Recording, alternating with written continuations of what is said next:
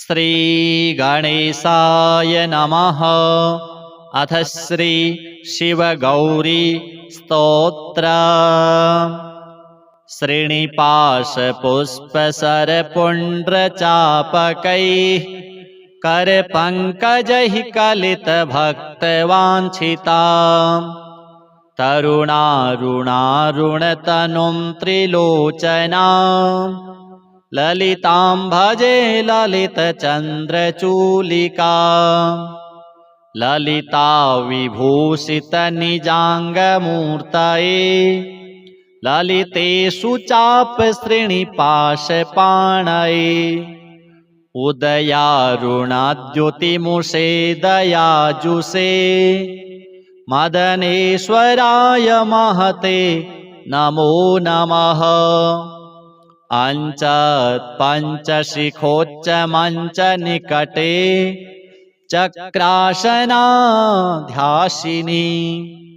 सौन्दर्यस्य महीं नवाब्दवयसा गौरीं कुलालापिनी माला पुष्पश्रेणीगुणाञ्चितकरां पूगप्रमाणस्तनी बालां श्रीललिताम्बिका दुहितरां लीलासमुद्रां भजे चिन्तामणिग्रहवराञ्चितशक्तिचक्र रक्षाकरं कलितकुङ्कुमरक्तवर्णं सौन्दर्यराशिवपुषं दशवर्षदेश्यं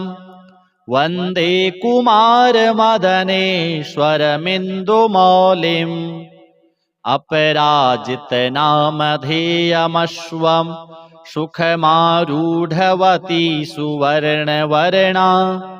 विलसन्मणिवेत्रपाशहस्ता परिभूयात् परमेश्वरी सपत्नान् अधिरुह्य जपारुणं तुरङ्गं करपद्माञ्चितवेत्रपाशशक्तिः परिभूतविपक्षपक्षकोऽव्यात् अरुणाभः परमेश्वरी सहायः रक्तां विचित्रवसनां नवचन्द्रचूडाम् अन्नप्रदाननिरतां स्तनभारनम्रां नृत्यन्तमिन्दुशकलाभरणं विलोक्य हृष्टां भजे भगवतीं भवदुःखहन्त्रीम् उदञ्चिता कुञ्चितवामपादं समञ्चिता हिन्दुकृशानुहस्ताम् अन्नप्रदां वीक्ष्य मुदा महेशीं नटन्तमाद्यं नटमाश्रयामः अरुणारुणकोटितुल्यकान्तिं श्रीनिपाशाभयवाञ्छितप्रदानैः अनुरक्तकरां नवेन्दुचूडाम् अखिलेशीं भुवनेश्वरीं भजामः बालेन्दुकलितोत्तंसं बालारुणसमद्युतिं पाशाङ्कुशवराभीति करं शम्भुं समाश्रये कुलाचलकुतूहलं कुसुमचापसञ्जीवनं कुचे कलितवल्कलं गुरुकृपारसं लोचने जपासहृदयं रुचौ जपवटाभिरामं करे जटानिबिडितं कचे जयति जीवितं शाम्भवम् दत्तात्रेयं शिवं शान्तम् इन्द्रनीलनिभं प्रभुम् आत्ममायारतं देवम् अवधूतं दिगम्बरम् भस्मोद्धूलितसर्वाङ्गं जटाजूटधरं विभुं चतुर्बाहुमुदाराङ्गं प्रफुल्लकमलेक्षणं ज्ञानयोगनिधिं विश्व गुरुं योगिजनप्रियं भक्तानुकम्पिनं सर्व साक्षिणं सिद्धसेवितम् एवं यः सततं ध्यायेत् देवदेवं सनातनं स मुक्तः सर्वपापेभ्यो निःश्रेयसमवाप्नुयात्। श्रीशिवगौर्यार्पणमस्तु। श्रीनिपाशपुष्पसरपुण्ड्रचापकैः करपङ्कजैः कलितभक्तवाञ्छिताम् तरुणारुणारुणतनुं त्रिलोचनाम् ललितां भजे ललितचन्द्रचूलिकाम् ललिता विभूषितनिजाङ्गमूर्तये ललितेषु चापश्रेणिपाशपाणये उदयारुणाद्युतिमुषे दयाजुषे मदनेश्वराय महते नमो नमः। पञ्चशिखोच्चमञ्चनिकटे चक्रासनाध्यासिनी सौन्दर्यस्य महीं नवाब्दवयसा गौरीं कुलालापिनीं माला पुष्पश्रेणीगुणाञ्चितकरां पूगप्रमाणस्तनीं बालां श्रीललिताम्बिका दुहितरां लीलासमुद्रां भजे चिन्तामणिग्रहवराञ्चितशक्तिचक्र रक्षाकरं कलितकुङ्कुमरक्तवर्णं सौन्दर्यराशिवपुषं दशवर्षदेश्यं वन्दे कुमारमदनेश्वरमिन्दुमौलिम् अपराजितनामधेयमश्वं सुखमारूढवती सुवर्णवर्णा विलसन्मणिवेत्रपाशहस्ता परिभूयात् परमेश्वरी सपत्नान् अधिरुह्य जपारुणं तुरङ्गं करपद्माञ्चितवेत्रपाशशक्तिः परिभूतविपक्षपक्षकोऽव्यात् अरुणाभः परमेश्वरी सहायः रक्तां विचित्रवसनां नवचन्द्रचूडाम् अन्नप्रदाननिरतां स्तनभारनम्रां नृत्यन्तमिन्दुशकलाभरणं विलोक्य हृष्टां भजे भगवतीं भवदुःखहन्त्रीम् उदञ्चिता कुञ्चितवामपादं समञ्चिता हिन्दुकृशानुहस्ताम् अन्नप्रदां वीक्ष्य मुदा महेशीं नटन्तमाद्यं नटमाश्रयामः अरुणारुणकोटितुल्यकान्तिं श्रीनिपाशाभय वाञ्छितप्रदानैः अनुरक्तकरां नवेन्दुचूडाम्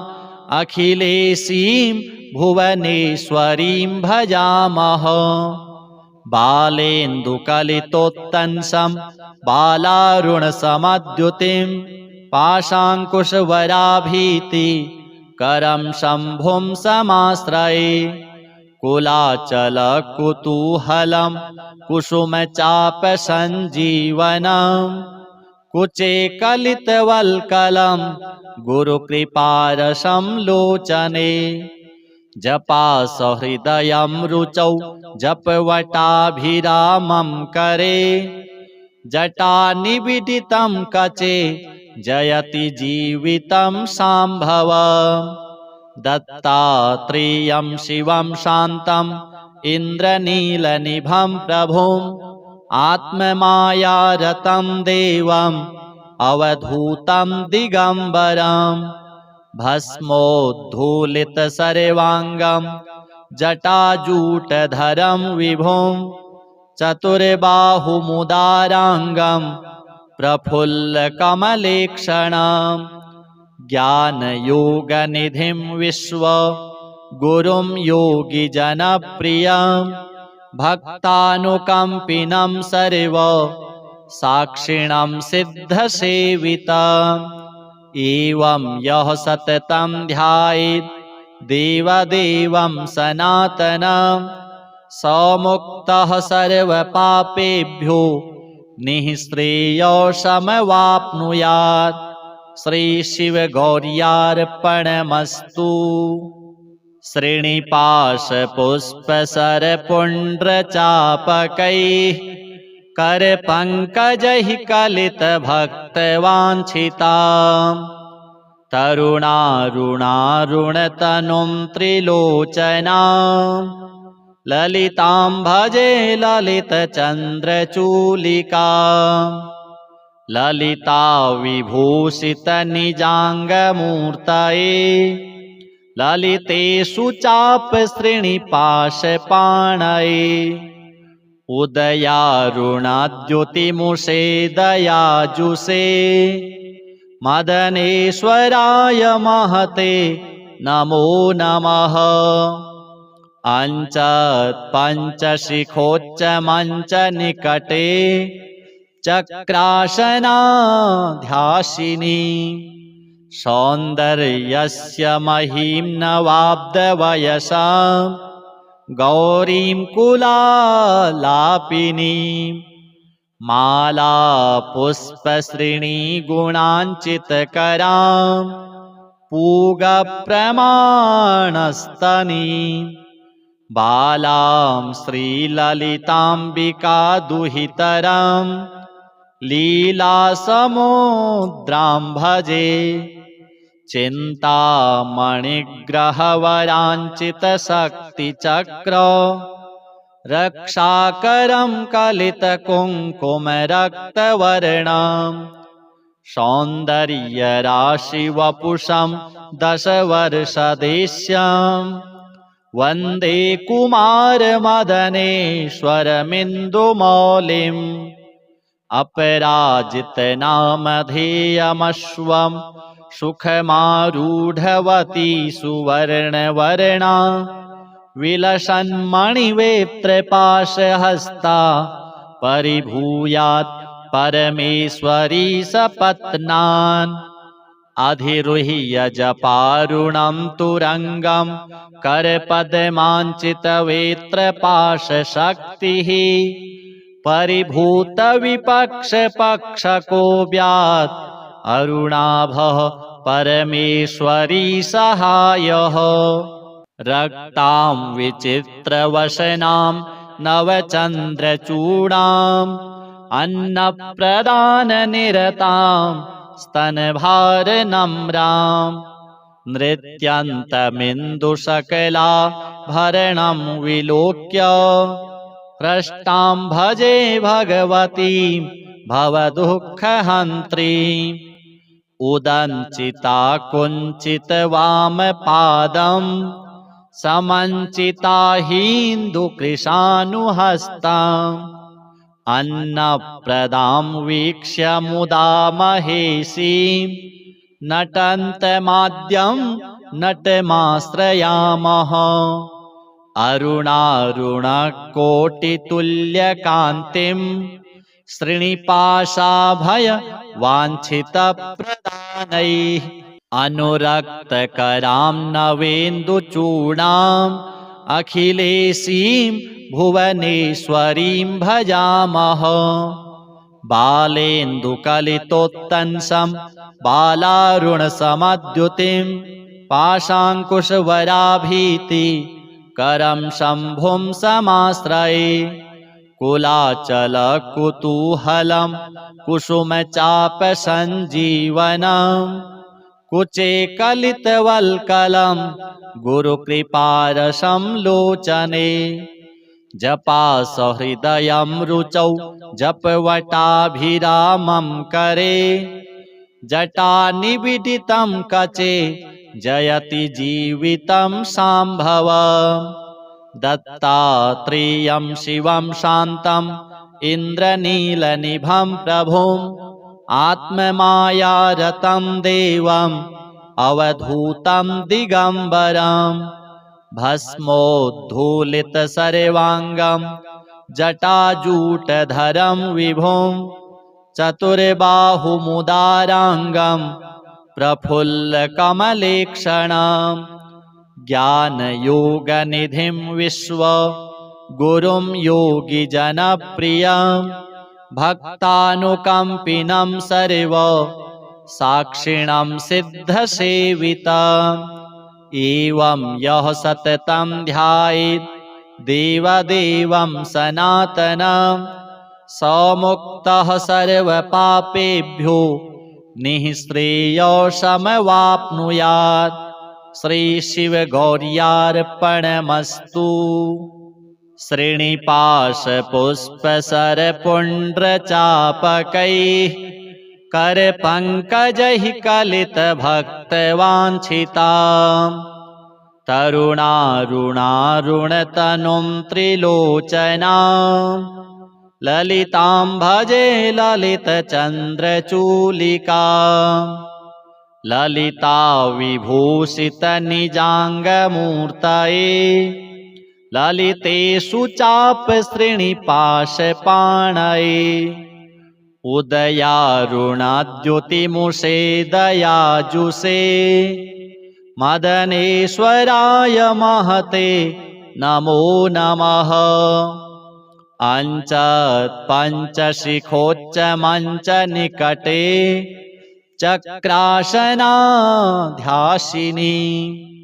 सौन्दर्यस्य महीं नवाब्दवयसा गौरीं कुलालापिनीं माला पुष्पश्रेणीगुणाञ्चितकरां पूगप्रमाणस्तनीं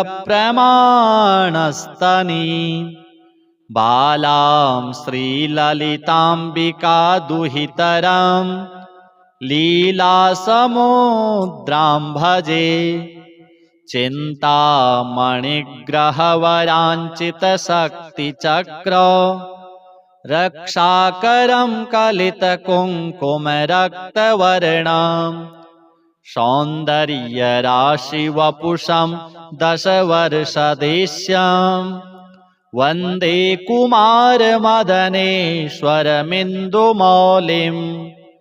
अपराजितनामधेयमश्वं सुखमारूढवती सुवर्णवर्णा विलसन्मणिवेत्रपाशहस्ता परिभूयात् परमेश्वरी सपत्नान् अधिरुह्य जपारुणं तुरङ्गं करपद्माञ्चितवेत्रपाशशक्तिः परिभूतविपक्षपक्षकोऽव्यात्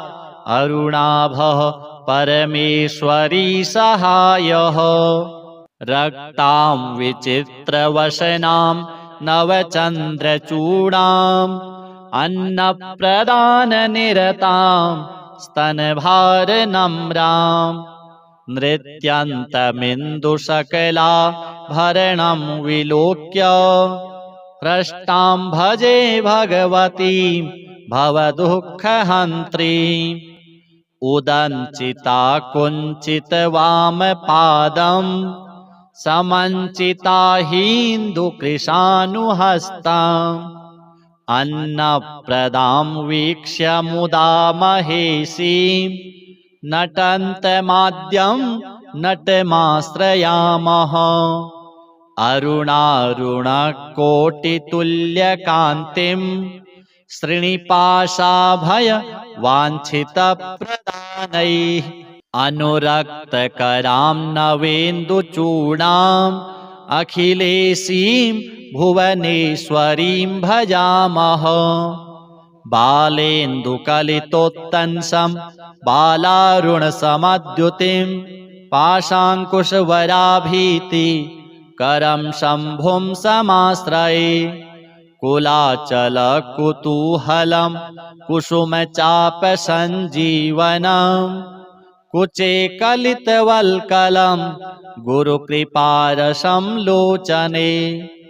जपासहृदयं रुचौ जपवटाभिरामं करे जटानिविदितं कचे जयति जीवितं शाम्भवम् दत्तात्रेयं शिवं शान्तं इन्द्रनीलनिभं प्रभुम् आत्ममायारतं देवम् अवधूतं दिगम्बरम् भस्मोद्धूलितसर्वाङ्गं जटाजूटधरं विभुं चतुर्बाहुमुदाराङ्गं प्रफुल्लकमलेक्षणं ज्ञानयोगनिधिं विश्व गुरुं योगिजनप्रियं भक्तानुकम्पिनं सर्व साक्षिणं सिद्धसेवितम् एवं यः सततं ध्यायेत् देवदेवं सनातनं स मुक्तः सर्वपापेभ्यो निःश्रेयसमवाप्नुयात्। श्रीशिवगौर्यार्पणमस्तु। श्रीनिपाशपुष्पसरपुण्ड्रचापकैः करपङ्कजैः कलितभक्तवाञ्छितां तरुणारुणारुणतनुं त्रिलोचनां ललितां भजे ललितचन्द्रचूलिकाम् ललिता विभूषितनिजाङ्गमूर्तये ललितेषु चापश्रेणिपाशपाणये उदयारुणाद्युतिमुषे दयाजुषे मदनेश्वराय महते नमो नमः। पञ्चशिखोच्चमञ्चनिकटे चक्रासनाध्यासिनी सौन्दर्यस्य महीं नवाब्दवयसा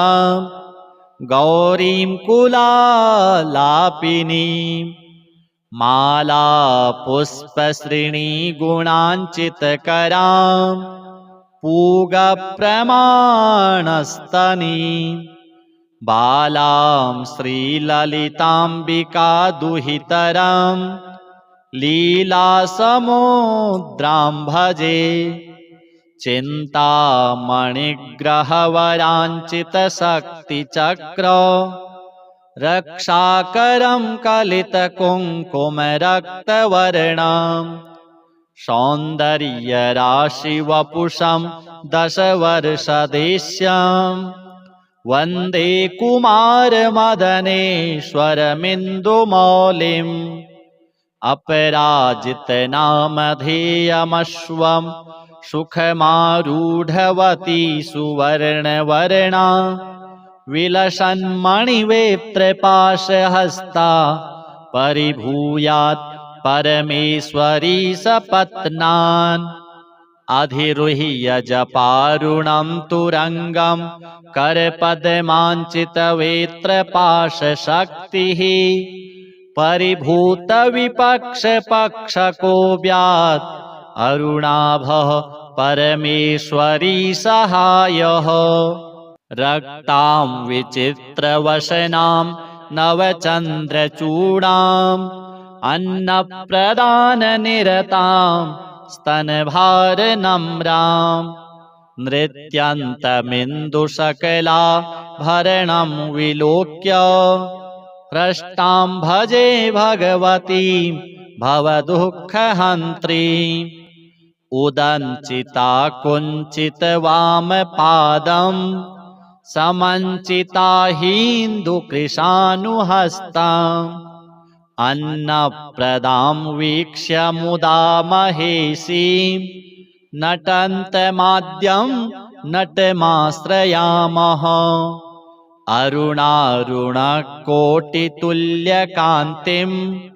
श्रीनिपाशाभयवाञ्छितप्रदानैः अनुरक्तकरां नवेन्दुचूडां अखिलेशीं भुवनेश्वरीं भजामः बालेन्दुकलितोत्तंसं बालारुणसमद्युतिं पाशाङ्कुशवराभीति करं शम्भुं समाश्रये कुलाचलकुतूहलं कुसुमचापसञ्जीवनं कुचे कलितवल्कलं गुरुकृपारसं लोचने जपासहृदयं रुचौ जपवटाभिरामं करे जटानिबिडितं कचे जयति जीवितं शाम्भवम् दत्तात्रेयं शिवं शान्तम् इन्द्रनीलनिभं प्रभुम् आत्ममायारतं देवम् अवधूतं दिगम्बरम् भस्मोद्धूलितसर्वाङ्गं जटाजूटधरं विभुं चतुर्बाहुमुदाराङ्गं प्रफुल्लकमलेक्षणं ज्ञानयोगनिधिं विश्वगुरुं योगिजनप्रियं भक्तानुकम्पिनं सर्वसाक्षिणं सिद्धसेवितम् एवं यः सततं ध्यायेत् देवदेवं सनातनं स मुक्तः सर्वपापेभ्यो निःश्रेयसमवाप्नुयात्। श्रीशिवगौर्यार्पणमस्तु। श्रीनिपाशपुष्पसरपुण्ड्रचापकैः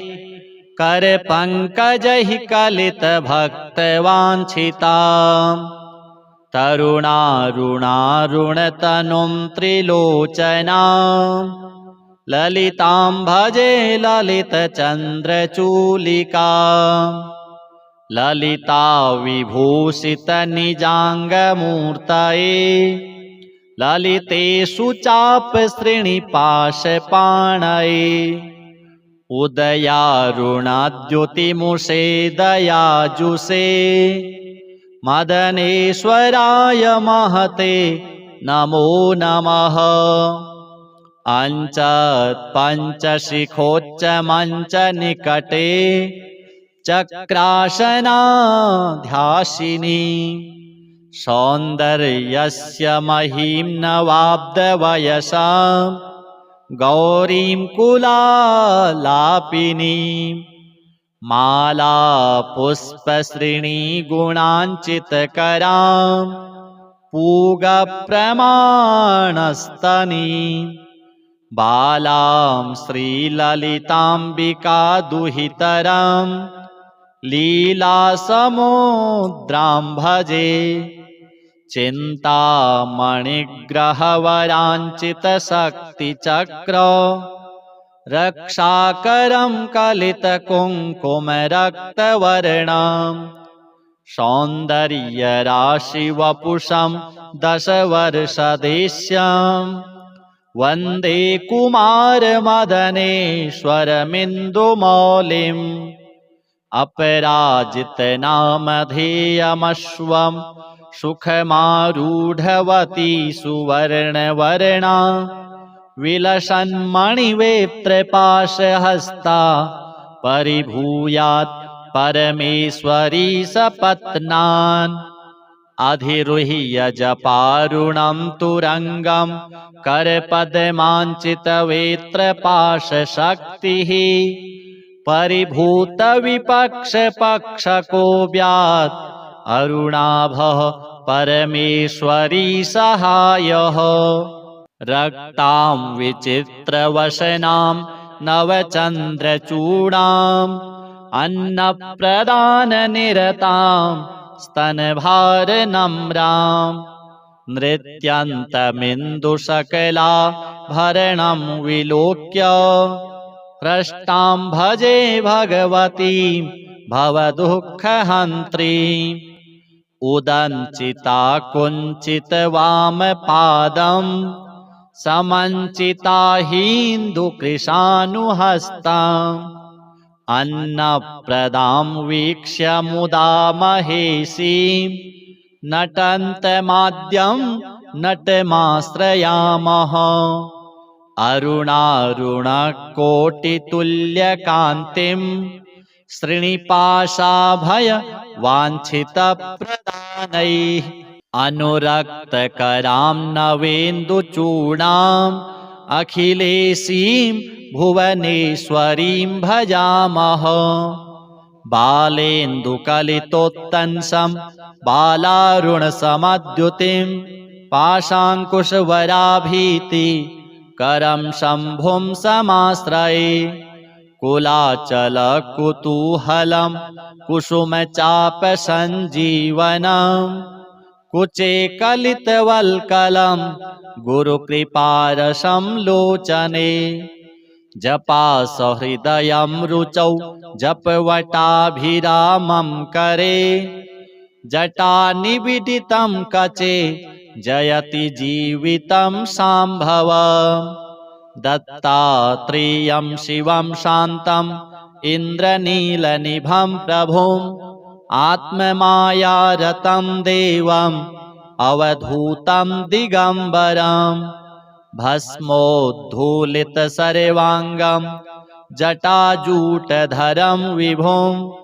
चतुर्बाहुमुदाराङ्गं प्रफुल्लकमलेक्षणं ज्ञानयोगनिधिं विश्वगुरुं योगिजनप्रियं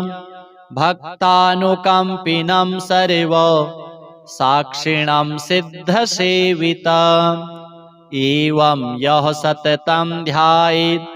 देवदेवं सनातनं स मुक्तः सर्वपापेभ्यो निःश्रेयसमवाप्नुयात्। श्रीशिवगौर्यार्पणमस्तु। श्रीनिपाशपुष्पसरपुण्ड्रचापकैः करपङ्कजैः कलितभक्तवाञ्छिताम् तरुणारुणारुणतनुं त्रिलोचनां ललितां भजे ललितचन्द्रचूलिकाम् ललिता विभूषितनिजाङ्गमूर्तये ललितेषु चापश्रीनिपाशपाणये उदयारुणाद्युतिमुषे दयाजुषे मदनेश्वराय महते नमो नमः। अञ्चत्पञ्चशिखोच्चमञ्चनिकटे चक्रासनाध्यासिनी सौन्दर्यस्य महीं नवाब्दवयसां गौरीं कुलालापिनीं मालापुष्पश्रेणीगुणाञ्चितकरां पूगप्रमाणस्तनीं बालां श्रीललिताम्बिकादुहितरां लीलासमुद्रां भजे चिन्तामणिग्रहवराञ्चितशक्तिचक्र रक्षाकरं कलितकुङ्कुमरक्तवर्णं सौन्दर्यराशिवपुषं दशवर्षदेश्यं वन्दे कुमारमदनेश्वरमिन्दुमौलिम् अपराजितनामधेयमश्वं सुखमारूढवती सुवर्णवर्णा विलसन्मणिवेत्रपाशहस्ता परिभूयात् परमेश्वरी सपत्नान् अधिरुह्य जपारुणं तुरङ्गं करपद्माञ्चितवेत्रपाशशक्तिः परिभूतविपक्षपक्षको व्यात् अरुणाभः परमेश्वरी सहायः रक्तां विचित्रवसनां नवचन्द्रचूडाम् अन्नप्रदाननिरतां स्तनभारनम्रां नृत्यन्तमिन्दुशकलाभरणं विलोक्य हृष्टां भजे भगवतीं भवदुःखहन्त्रीं उदञ्चिता कुञ्चित वामपादम्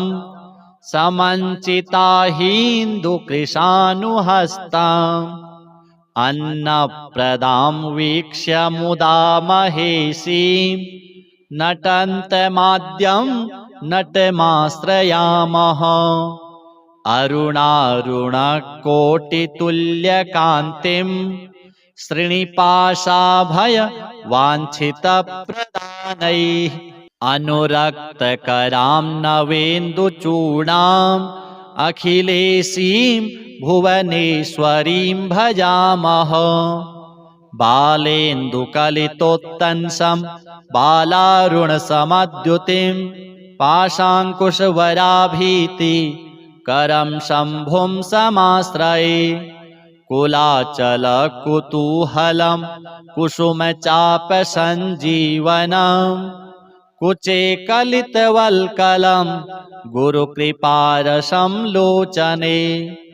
जपासहृदयं रुचौ जपवटाभिरामं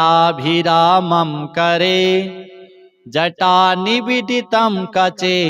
जयति जीवितं शाम्भवम् दत्तात्रेयं शिवं शान्तम् इन्द्रनीलनिभं प्रभुम् आत्ममायारतं देवम् अवधूतं दिगम्बरम् भस्मोद्धूलितसर्वाङ्गं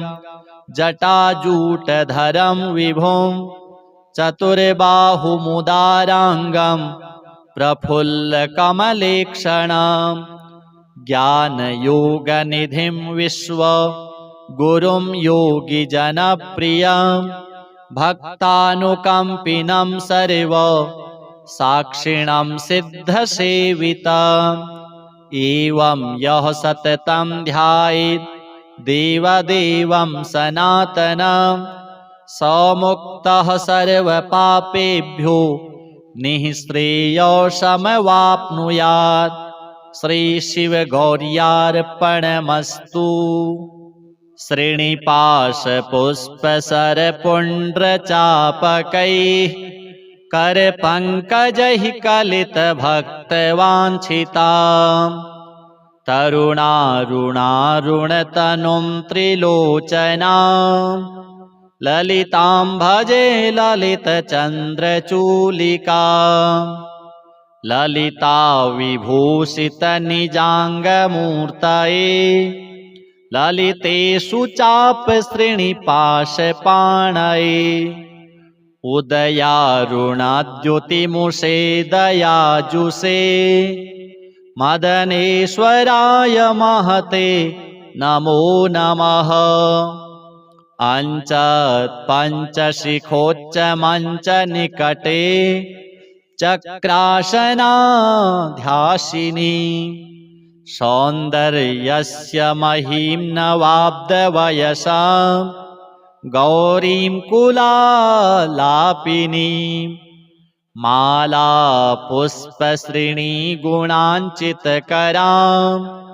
पूगप्रमाणस्तनीं बालां श्रीललिताम्बिकादुहितरां लीलासमुद्रां भजे चिन्तामणिग्रहवराञ्चितशक्तिचक्र रक्षाकरं कलितकुङ्कुमरक्तवर्णं सौन्दर्यराशिवपुषं दशवर्षदेश्यं वन्दे कुमारमदनेश्वरमिन्दुमौलिम् अपराजितनामधेयमश्वं सुखमारूढवती सुवर्णवर्णा विलसन्मणिवेत्रपाशहस्ता परिभूयात् परमेश्वरी सपत्नान् अधिरुह्य जपारुणं तुरङ्गं करपद्माञ्चितवेत्रपाशशक्तिः परिभूतविपक्षपक्षकोऽव्यात् अरुणाभः परमेश्वरी सहायः रक्तां विचित्रवसनां नवचन्द्रचूडां अन्नप्रदाननिरतां स्तनभारनम्रां नृत्यन्तमिन्दुशकलाभरणं विलोक्य हृष्टां भजे भगवतीं भवदुःखहन्त्रीम् उदञ्चिता कुञ्चितवामपादं समञ्चिता हिन्दुकृशानुहस्ताम् अन्नप्रदां वीक्ष्य मुदा महेशीं नटन्तमाद्यं नटमाश्रयामः अरुणारुणकोटितुल्यकान्तिं श्रीनिपाशाभय वाञ्छितप्रदानैः अनुरक्तकरां नवेन्दुचूडाम् अखिलेशीं भुवनेश्वरीं भजामः बालेन्दुकलितोत्तंसं बालारुणसमद्युतिं पाशाङ्कुशवराभीति करं शम्भुं समाश्रये कुलाचलकुतूहलं कुसुमचापसञ्जीवनं कुचे कलितवल्कलं गुरुकृपारसं लोचने जपासहृदयं रुचौ जपवटाभिरामं करे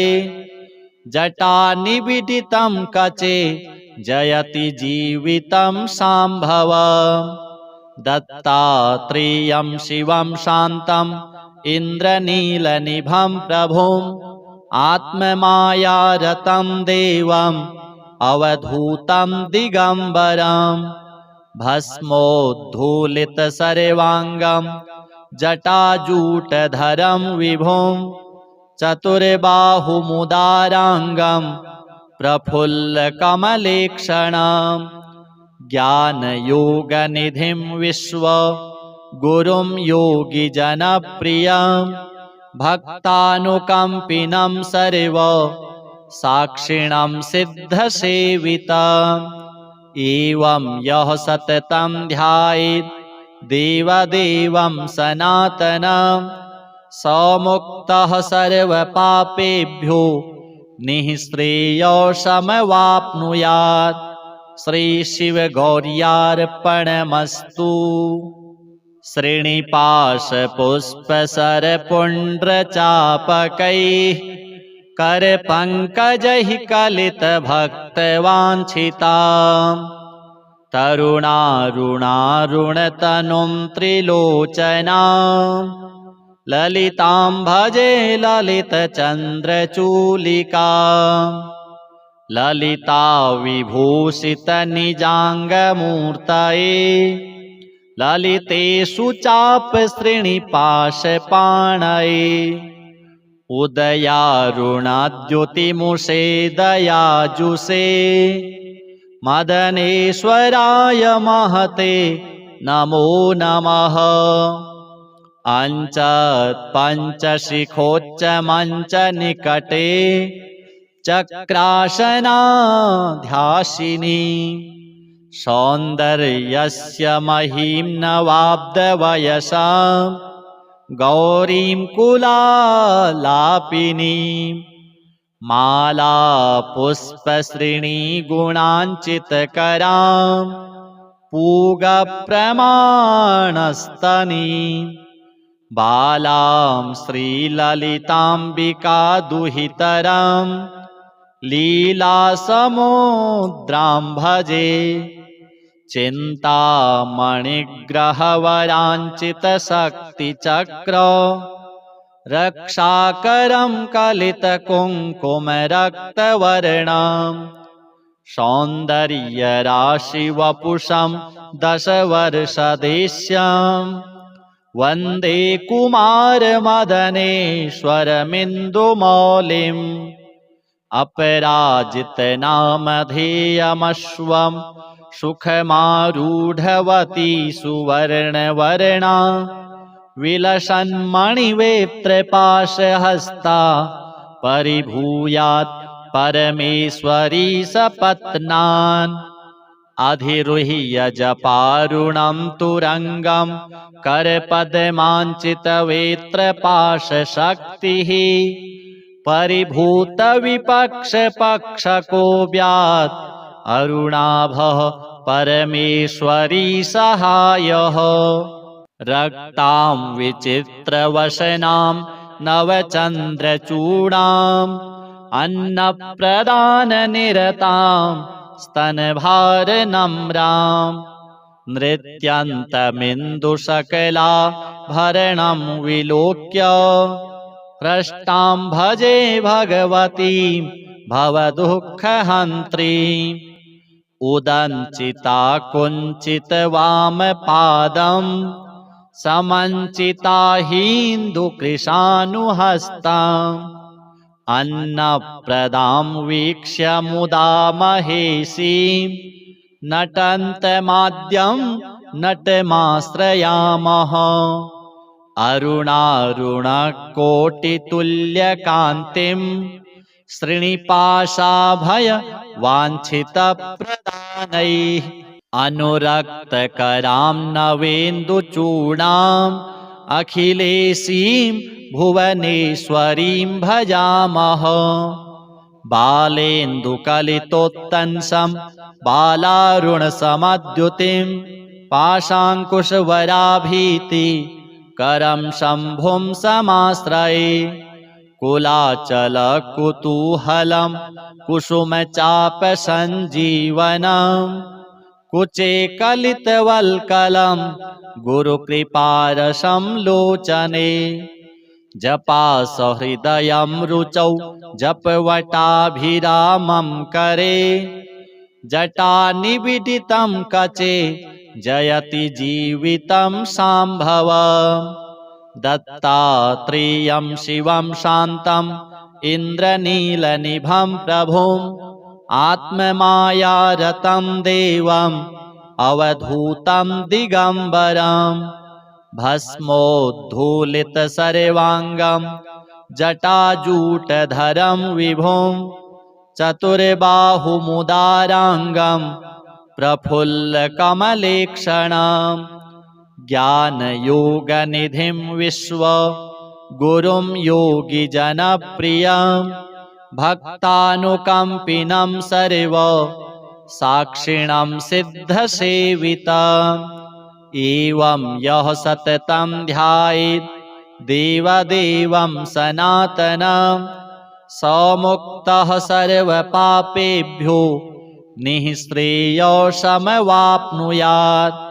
श्रीशिवगौर्यार्पणमस्तु। श्रीनिपाशपुष्पसरपुण्ड्रचापकैः करपङ्कजैः कलितभक्तवाञ्छिताम् तरुणारुणारुणतनुं त्रिलोचनाम् ललितां भजे ललितचन्द्रचूलिकाम् ललिता विभूषितनिजाङ्गमूर्तये ललितेषु चापश्रेणिपाशपाणये उदयारुणाद्युतिमुषे दयाजुषे मदनेश्वराय महते नमो नमः। पञ्चशिखोच्चमञ्चनिकटे चक्रासनाध्यासिनी सौन्दर्यस्य महीं नवाब्दवयसा गौरीं कुलालापिनीं माला पुष्पश्रेणीगुणाञ्चितकरां पूगप्रमाणस्तनीं बालां श्रीललिताम्बिकादुहितरां लीलासमुद्रां भजे चिन्तामणिग्रहवराञ्चितशक्तिचक्र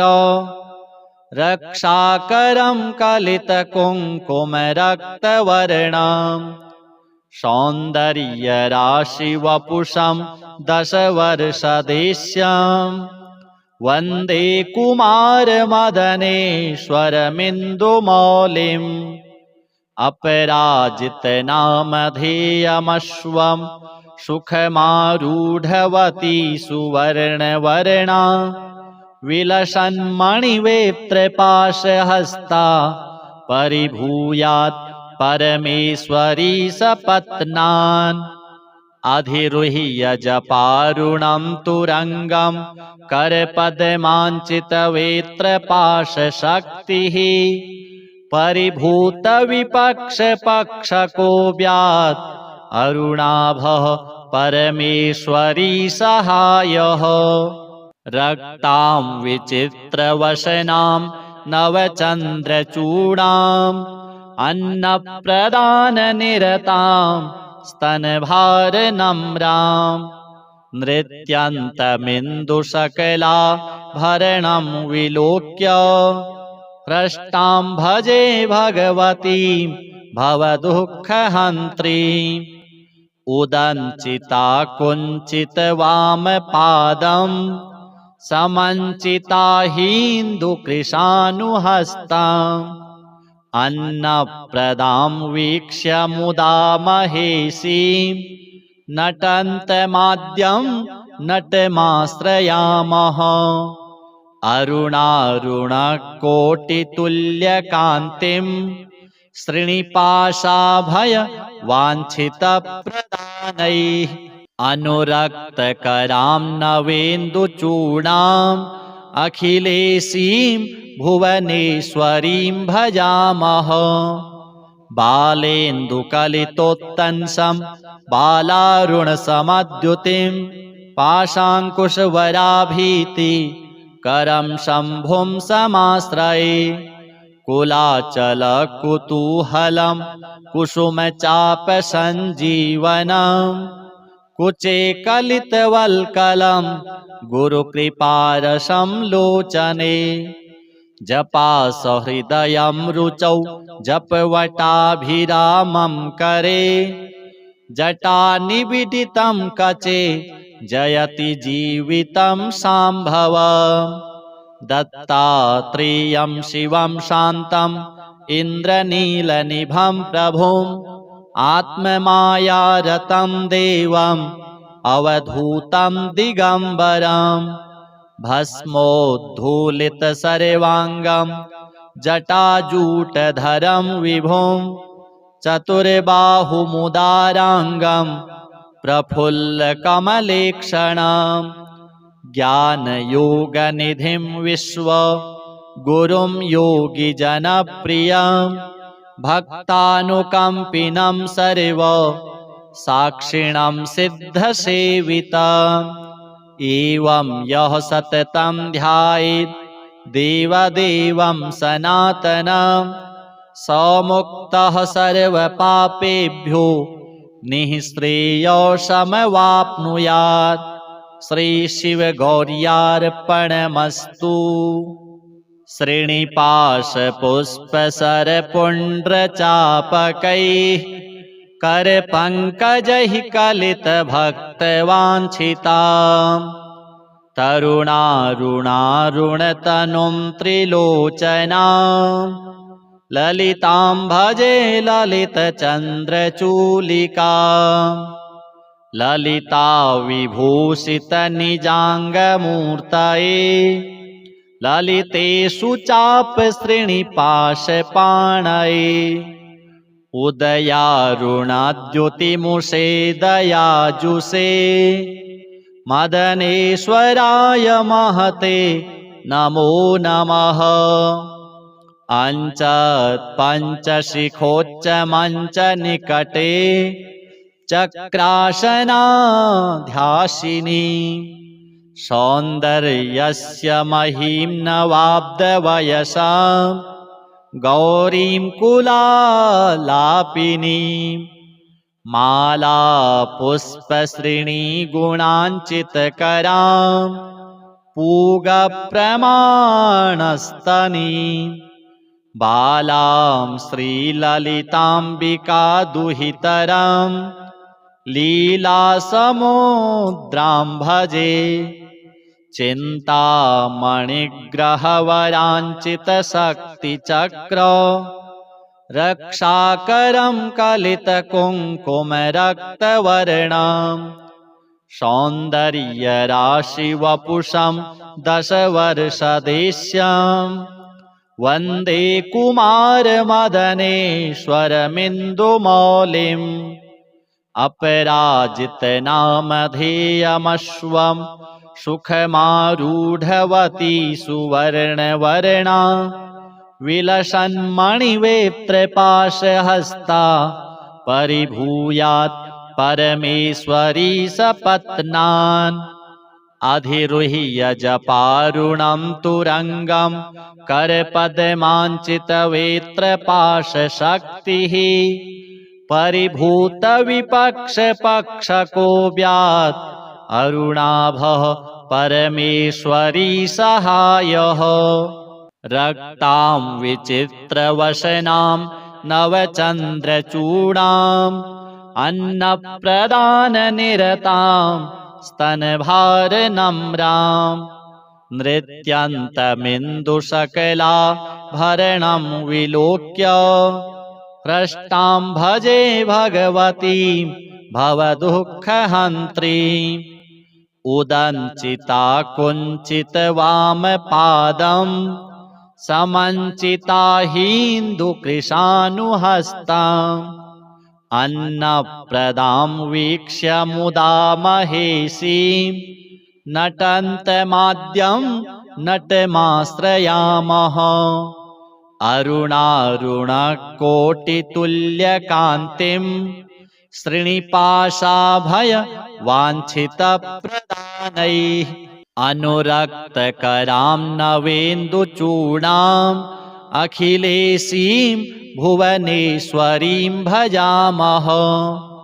बालेन्दुकलितोत्तंसं बालारुणसमद्युतिं पाशाङ्कुशवराभीति करं शम्भुं समाश्रये कुलाचलकुतूहलं कुसुमचापसञ्जीवनं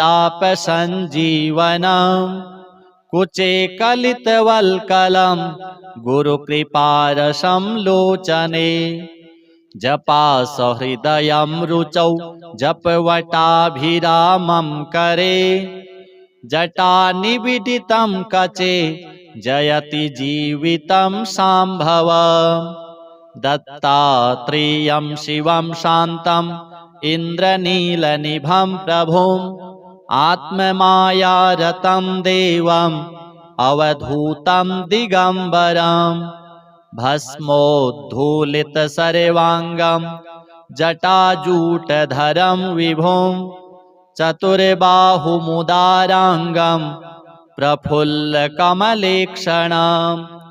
ज्ञानयोगनिधिं विश्वगुरुं योगिजनप्रियं भक्तानुकम्पिनं सर्वसाक्षिणं सिद्धसेवितम् एवं यः सततं ध्यायेत् देवदेवं सनातनं स मुक्तः सर्वपापेभ्यो निःश्रेयसमवाप्नुयात्। श्री शिव गौर्यार्पणमस्तु।